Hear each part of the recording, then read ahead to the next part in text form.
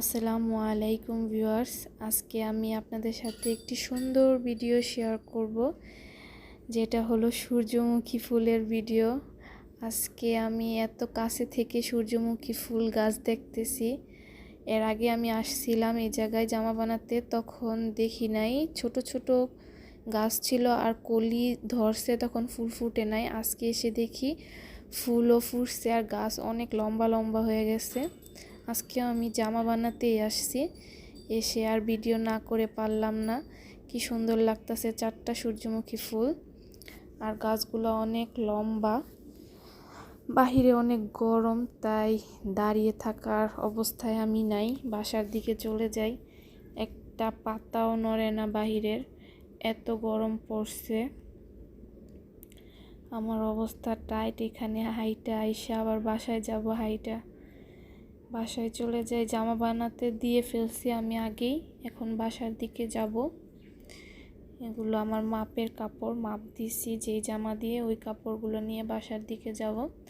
এদিকে দেখি একটা জামরুল গাছে অনেক সুন্দর করে জামরুল ধরে আছে, গোলাপি নাকি লাল কালার, দেখতে গোলাপি কালারটা, কাছে গেলে বোঝা যায় যে গোলাপি, দূরে থেকে বোঝা যায় যে লাল।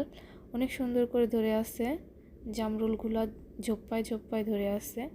আরও অনেক মনে হয় ধরছিল, কারণ নিচে অনেক পাখি খেয়ে ফেলে রাখছে। আবার বাচ্চা কাচ্চা দিক দিয়ে গেলেও যার ইচ্ছা সেই পেরে নিয়ে যায়, কারণ রাস্তার সাইডের ফল গাছ ফল থাকে না তেমন।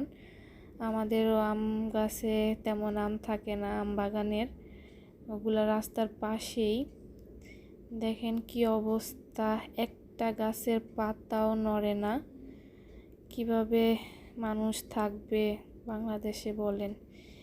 আর এদিকে শাক কাটতেছে বিক্রি করার জন্য, লাউ শাক এগুলা। বাসার দিকে যাইতেছি আমি এখন, যাওয়ার পথেই দেখি একটা সুন্দর জিনিস। এই জিনিসটার নাম কচুল্লা আমাদের এলাকায় বলে। এটা পাকলে পাখিরা খায়, কি সুন্দর করে পাখি খেয়ে রাখছে। বিশেষ করে টিয়া পাখির এই জিনিসটা অনেক পছন্দ, টিয়া পাখি অনেক সুন্দর করে এটা খায়। এটা দেখে আমার একটা জিনিস মনে পড়লো কি, আসার সময় আমি একটা জিনিস দেখছি, মানে আমাদের গাছের আমও এরকম একটা সুন্দর কালার হয়। আসার সময় আমি ওই আমটা দেখে এসেছি, আর এখানে এসে দেখি কুচিল্লাও এরকম সুন্দর করে পেকে আছে।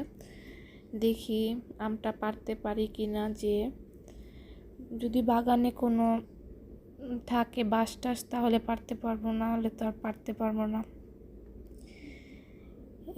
আজকে সুন্দর একটা পরিবেশ, দেখেন দুই সাইডের গাছগুলো আমার কাছে অনেক ভালো লাগতেছে, তাই আজকে আমি প্রকৃতির ভিডিওই বেশি করতেছি। আর এই গাছগুলোর মধ্যে পাতা কম আর পাখির বাসা বেশি। দেখেন কি সুন্দর পাখি বাসা বানিয়ে রাখছে, অনেক সুন্দর লাগতেছিল, তাই ভিডিও করলাম। সুন্দর লাগতেছিল আর আমার অনেক গরমও লাগতেছিল, কারণ আজকে অনেক রোদ উঠছে আর বাতাস বলতে নাই। এই যে সেই আমটা, যে আমটা আমি দেখে গেছি অনেক দূরে উপরে আমটা, তাই বোঝা যাইতেছে না, কিন্তু অনেক সুন্দর কালার হয়েছে আমটার। আম অনেকই ধরছিল এই গাছে, রাস্তার পাশে, তো আমি আগেই বললাম রাস্তার পাশে গাছ, তাই কোনো ফল থাকে না গাছের মধ্যে। এই আমটা দিয়ে পারতে পারবো না, কারণ কাকা এই জায়গায় আছে, বলল এখানে কোনো বাঁশ বা কোটা নাই, বাসার থেকে লাঠি আইনা তারপরে পারতে হইব। এই গরমে বাসায় যাব আবার লাঠি নিয়ে আসবো, এত এনার্জি নাই, বাসায় চলে যাই।